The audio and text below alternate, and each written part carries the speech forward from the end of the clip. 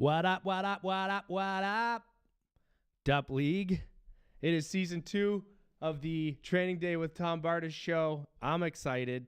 I'm starting at week 8, not because I'm lazy, maybe a little bit, but also because we have a much better vibe where we're at in the league. Last year I stopped doing the show right around playoffs, which is when it gets exciting. So I'm not going to do that. I'm going to flip-flop that and start it at week 8 and kind of just go from there. So now that we're back, we're going to talk about where the league's at. I have a couple special guests. We are going to talk about some new key players we have in the league. We're going to just kind of mosey around the league and see what we're doing this year. With that being said, I'm going to go ahead and bring on my first guest right away, our commissioner of the league, Ben Porter. I always feel like he is a key guest to have on show 1 based off of the fact that, we have some new things around the league, new rules, expanded the league, 2 expansion teams. And so, Ben Porter, hi, welcome. Hey, thanks for having me on, Tom. Yeah, well, we're excited to have you on. Truly one of the best, I think, team guys in the league. Not only do you hold the league together, but you really kind of, you're always on the wire. You're always, putting attention, towards other guys' trades. And it's just exciting to have you in the league. I think you bring a really great energy. So we're really excited to have you. Well, yeah, excited to be here. Excited we got some new guys this year, some fresh blood. It seems like it's rejuvenated the league a little bit. There's it has. Definitely some more activity. Speaking of, so we're glad that it got approved to be able to expand the league to 12. Does it dilute the teams a little bit? Yeah. Does it make the draft a little harder? Absolutely. Which at the end of the day, I think it just takes a little bit more skill. So with that being said, we do have the 2 new players, I believe. What are their names here? Ryan Crider and Chris McDonough. 2 new players. And I think both of them have been bringing on a lot of really good energy into the league. None of them, they're both contenders right now. I just played Chris McDonough last week, and he gave me a decent game. I wouldn't say it was his best game. I was pretty excited to get past him. Also excited just to, for him not to let me have it in his first season. I refused to let that happen.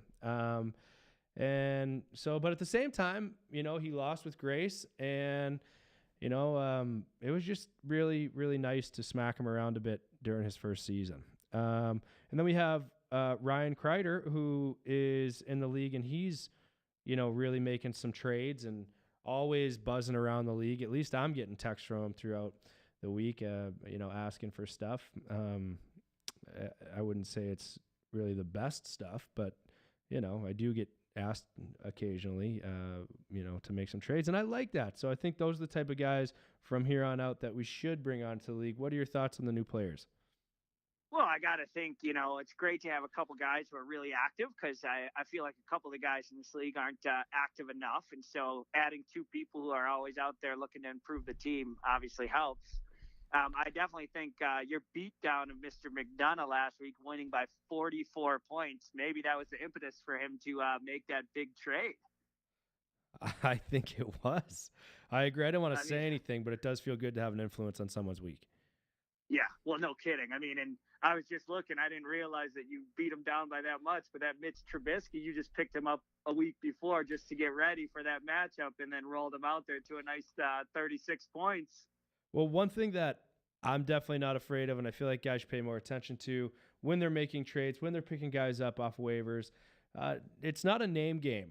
And I feel like a lot of guys are worried about trading their first-round pick or their second-round pick for a fifth-round pick. It doesn't matter. If guys are playing well, they're playing well. And I think that, for instance, Mark Ingram, do I want him for Tariq Cohen? I don't. And I just think Tariq Cohen's a hotter item right now, and I don't care where our Ingram was drafted or what kind of season he had last season or, what his potential is. So things like that, I think guys need to pay a little more attention to, just based off the fact that, it's today, it's not last year. And anyways, so with that being said, I did smack him around a little bit. Yeah, took him behind the woodshed. Now he's taking it out on me this week. He started out with a quick 20.5 points from Will Fuller last night. What the heck? Gosh. Yeah, wow. But unreal I game. will say he strained his player. You know, he knew he had to get the win after your beatdown, and he put Fuller, made him really go all out, tore his ACL afterwards. So, you know, I mean, I guess he really wanted that win this week. He did put work his guys through the ringer. He did work him hard. He got a lot of snaps. He really did. And that's good, you know. Where are you feeling the league stands right now? We're at week 8. We're halfway through the season. I realized that we do have the lower end of the bowl there with about 4 teams, I believe, that are tied. But what's nice about this season is no one is 0-8 right now. What are your thoughts on that?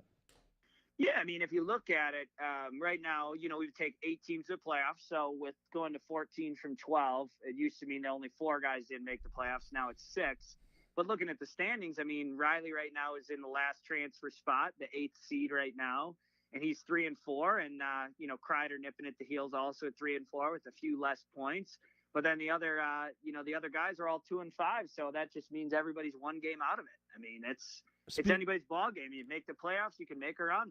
Speaking of Riley, I lost to Riley. I believe it was last week, 2 weeks ago, and I am supposed to be wearing a Riley Smith jersey today. It hasn't come in the mail yet. Apparently, it must be sold out. So it's just a slower item to get, you know, to my doorstep here in Atlanta, all the way from the West Coast. So Riley, I'm sorry I don't have it on this first show, but I promise it will be on, and I'm excited to wear it. So sorry to interrupt you there, but you brought his name up, and I had. But anyways, I agree. I think it's exciting because no one's out of it. You do have the dusters of the league, like the Gulabevs, the Connollys, the Plumbers. And, you know, it's Halloween right now, so I think that gives us a good segment to talk about maybe the scariest team in the league right now. And for me, based off of how bad they're scrambling, a lot of these guys, at least they sit back and they roll over and they just die. The one who's really scrambling the hardest right now would be Mr. Ryan Schnell. I appreciate the effort. We're going to go ahead and bring him on the show, and maybe he can give us just a little bit of perspective as to where he's at and why maybe his team is kind of where they are at this moment. How's it going, fellas? Good. Great to have you on the show. Great to be back, Tom. Thanks for having me. Absolutely. Absolutely. So give us a little bit of kind of your point of view, what it feels like when you pull up the standings in our DUP League on your app. When you see your name at the bottom of the barrel, what do you do? Do you even look at it? I mean, there's things that I shy away from. I don't watch the news. If someone is mad at me, I usually just delete their number. I feel like in this situation, I'm not entirely sure I would even open up my cell phone and check text just because the app is on the same phone. Where are you at? Well, we're cut from a different cloth, Tom. So, sure. You know, I'm not panicking right now. It's evident that I made some moves in the last couple days here, but this is an all-time new low for me. You know, I've finished the regular season in first place, but that doesn't mean anything. I've made it to the playoffs, but never won, so that doesn't mean anything. And right now, I'm in the bottom of the league, which is something I'm not proud of, but there's a long road ahead. We made some adjustments, and we got new blood on Team Bird Dog, some new faces, and there's only one way to go from here. And it's sure. Up, so yeah, I hear that, and I think everyone appreciates when they see your name pop up on their phone, because you are putting the effort in, which I think is really important. You know, if for instance one day it's like, all right, we're kicking someone out of the league because of purely effort, it definitely wouldn't be you, even though your team is, you know, they're the worst right now, just based off of standings. So that's always good to know that you have the committee on your side. So you did make a trade recently. It was a relatively big trade that I saw with Mr. McDonough. Maybe talk to us a little bit about what you were thinking there and why you thought your players were worth giving away and what you were getting.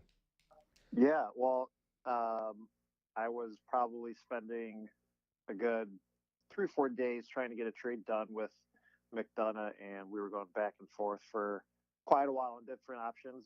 As most everyone knows in the league, I was trying to get Leonard Fournette off my bench and onto someone else's, and he stuck to his guns and didn't want to take him on. So, I found a buyer in Ben Porter, and focus then shifted to Mike Thomas, and that's really who we wanted to land. But I wanted to add some more depth all around and needed to try and solidify my tight end spot. So we got creative. I sat on the trade for a night. I think he sat on the trade for a night as well. And then, you know what? People were really calling for my name and calling for my head to roll in our fan base. And I really, was kind of left with no option but to maybe take some risks with another trade. But I had to pull the trigger, and I did. And, I'm really looking forward to the new guys. They're excited. They're really bringing up the morale, and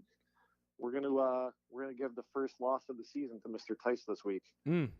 Really? Oh, calling your shot. Oh, and what if Suck you it, don't? Tice. What if you don't? What are you willing to wager here on the show? You know what? I'll put up an extra $20 for the pot for the boys. How's that? Oh, wow. What a guy. Yes. So, I love it.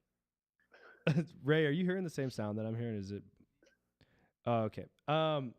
I love that. $20 going to the pot for the boys this week. That's fantastic. That's right. And Tice, I don't care that you're 7-0. I don't care that you have a great squad. I don't care that, you're working in the football world or that your dad did. I don't care about any of that. I'm coming for you. So I think you should owe me $20 if I beat you as well. Ooh, $40 in the pot. I love that. That's a great deal. Tice, if you lose, you also owe $20. Yeah, that's fantastic. Yeah, and this is non-negotiable. Actually, it looks like we have Tice calling in right now. Let me plug him in. Hey, Tice, you're on the line. Hey, Tom, how's it going? Great. Did you hear that bet there about Schnell, and you're gonna owe him $20 if you lose? What do you think about that? Well, I think Schnell's just a big little pussy, and I'm okay with that. And I don't think I'll lose the worst team in the league. Anyways, I gotta go. All right, see you later, Tice. Tice, your voice. See you, Tice. Gotta see you. He apparently had to go, but it sounds like he's down. That's a great bet. Must have had bet cell service. I heard all I needed to hear. That was pretty wily for him to just call in like that and then get off. Well, I love that. Let's move on to upset of the week. I'm gonna ask DUP you first, and then Schnell, and then I'll give my 2 cents. I'm going to go with Mr. Plummer at 2-5, taking down the defending champion Brian Culver this week. Culver, I think he's resting on his laurels a little bit. He went out and played Schnell a couple weeks ago with nobody, 2 people on his bench in bye week or in his starting lineup on the bye week, and he still won. And so he thinks he can just kind of coast through on his victory. Did it again last night for Jared. I'm calling Culver out. What is he doing? And we're losing you a bit there, Porter. And you think you're just going to keep winning? I don't think so. So I'm gonna go with Jared over Culver. Jared over Culver. I'm gonna disagree with you because Plummer's team really never shows up. But fair enough. I like it. Schnell? Yeah, I'm just focused on myself. No one else. I'm gonna win. I have nothing else to say. Really? Okay. I'm going to go with Cons over Smitty. A few reasons I'm not hot on Team Brendan Smith this year. It's because I was getting, not only did he make a trade for Le'Veon Bell and gave away Alvin Kamara, what a terrible, terrible trade. Le'Veon Bell not even showing up. I got a feeling he might not. And Cooper Kupp, who's not even healthy. Yeah. I mean, and I think this is maybe 3 weeks ago, 4 weeks ago, when we had to have the group discussion about trading possible future picks for current day, first, second rounders, whatever it is. And it was kiboshed.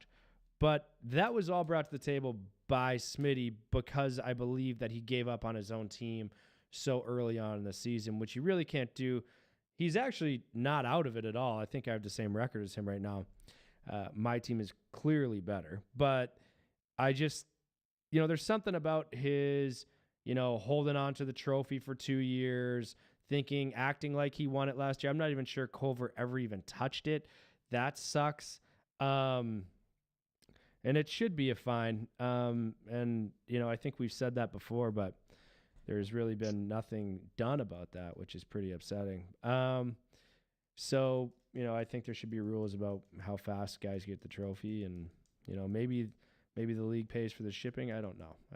We got to figure it out. Tom, too, I think you got to really carry yourself the right way if you do win. I mean, look at what Culver's doing. He's walking around hungover from the championship, not picking up guys off waivers, not playing the right defenses, playing guys with bye weeks. Sure, he beat me when he had guys on bye weeks, but that's another story. But my point is, you got this guy in our league, the defending champion, and I mean, you would think the guy's drunk, making the kind of moves he is, or not making moves. Is it safe to say at this rate he'll never win another championship again? He's a one and done organization. That's a good question. That's a great question. I did receive the trophy on Wednesday night, 2 years late. So I'm gonna go ahead and hold it for maybe a week, and then I'll give it over to Culver. He did fly it in on the little private jet with the Rangers as they came in to play the Blackhawks. But I still say you are correct. I mean, that was a long time coming. Yeah, it really was. I think Smitty probably needs to get everyone in the league a gift, maybe just a Christmas gift, something like that. Doesn't have to be anything more than $100, Smitty, for everyone. But everybody likes booze. Yeah. I think nice bottles of Mount Gay. Maybe like a private stock Mount Gay for someone. Yeah, I think that sounds that'd be great. Why don't you get creative? A couple White Claws. Yeah, maybe an apology to the league and a handwritten letter with a candle stamp would be probably at least that's what I would do. But I also wouldn't put myself in that position. Clearly, I love that. We're gonna move on to the last segment. This show's not gonna be long. I just wanted to come back on and make sure that our league is cohesive and we're feeling good together and everyone is on board with getting excited about this season because we are coming up to the important weeks. And our next segment is the sleeper of the week. Player, not team, anyone in the league. What do you got, DUP? You know what? I'm going to go with actually one of Mr. Schnell's players that he just traded for. When that trade went down, I texted a couple guys. McDonough was asking what the pulse of the league was. So I sent out a couple texts, and my favorite was Riley responding back and asking if Schnell was drinking mimosas at lunch. But I'm going to go ahead and go with one of the guys that he actually just acquired from Mr. McDonough, Philip Lindsay. I think he's got a great matchup against Kansas City. They're going to be a lot of points in that game. Royce Freeman is officially ruled out with the high ankle sprain. So I think the guy who's going to go off, get a good 20, 25 points and maybe help to spur that upset that Ryan keeps talking about. I'm going to go with Philip Lindsay. Philip Lindsay. It's been said. I love that pick. That's a great pick. Ryan, I know that you said you didn't want to, really say anything else. Do you have a possible sleeper pick for us? I got a few words. To all those who have opinions about the trade, I don't want to hear it anymore. Some of you liked it. Some of you are indifferent.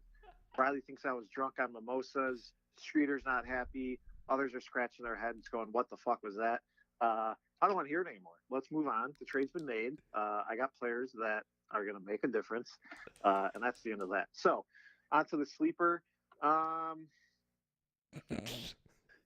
don't know. I really don't know who's going to be a sleeper here. I think that, someone who could have a big game that I no longer have on my team is Mike Thomas. He's always going to be a big player every week. But as far as someone who's maybe an underdog,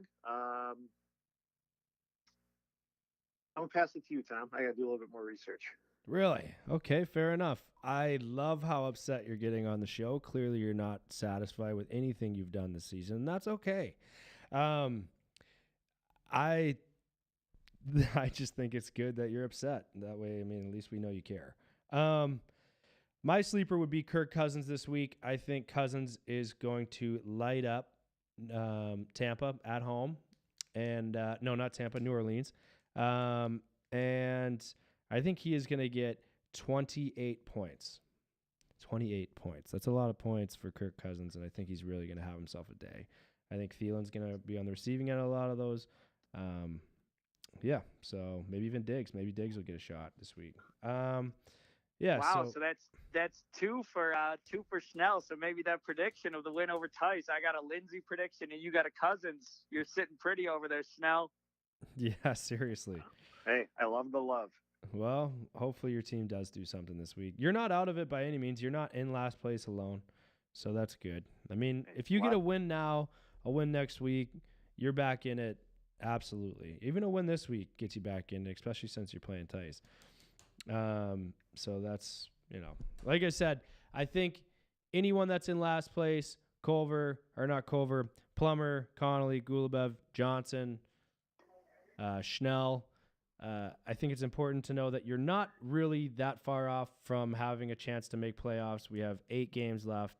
I mean, we got a lot of time. Am I right on 8 games left? We have 8 games left, correct? Before playoffs? Good question. Yeah, we have 8 games left. 4, 5. We have 6 games left. Week 13, before and then the playoffs start week 14. Right. Okay, yep. 6 games left. Still a lot of time to make an impact on your record. So with that being said, hit the waiver wire, make some trades. I have not actually received a text from any of those guys, and I'm not sure if they're just not interested in my team or what, but I've heard from most everyone else in the league when it comes to trades or potential trades, whatever it is. But I'm just assuming that maybe these guys aren't hot on the market for anyone new, and they're just sitting on what they got, which is a very bold play, and it will land you out of playoffs. So, yeah. So with that being said, I really appreciate having you guys on the show today. Feel free to text me with new segments or questions, with anything you want me to talk about. And next week we'll throw another one out there. I did want to say, Tommy, last year we had this podcast. I believe Ryan and I were the first guests on the first one, and it came out, didn't work out quite as well for me. Lost in the first round of playoffs, but if this podcast leads the same thing for you, I might be okay, because there was nothing like watching you beat Smitty in the playoffs while you're staying at his house, while you're beaking him the entire day. I mean, if this podcast can lead to another first-round matchup between you and Brendan, where I can watch that happen again, which, by the way, you guys are both right in the middle of the standings, the playoff standings, so you guys could be a 3 versus 6 matchup or 4 versus 5. Oh, that's what I'm looking forward to. If that happens, it'll be a live matchup again. I will definitely come to you, Smitty, if we're playing it. But I'll probably sleep in a hotel down the street because I feel bad chirping you in your house. But I hope that happens. So I love that. Well, guys, this has been a lovely first show. And thanks for coming on. Thanks for having us, Tom. All right, boys. We'll talk to you later.